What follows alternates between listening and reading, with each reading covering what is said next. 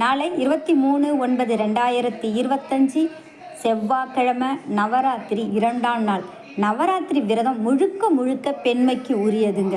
ஒரு நாளை பகல் இரவுன்னு பிரிப்பாங்க. பகல் பாதி சிவபெருமானின் அம்சம், இரவு பாதி பராசக்தியின் அம்சம்.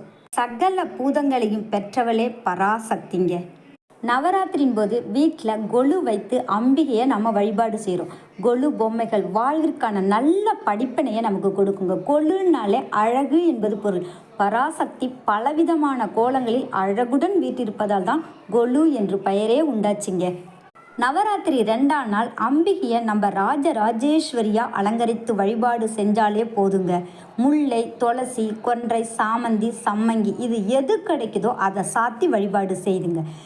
நெய்வேத்தியமாக புளியோதரை செய்கிறது ரொம்ப விசேஷங்க. எப்பேற்பட்ட நோயாக இருந்தாலும் அகன்றும் நமக்கு ஆரோக்கியம் கிடைக்கும்.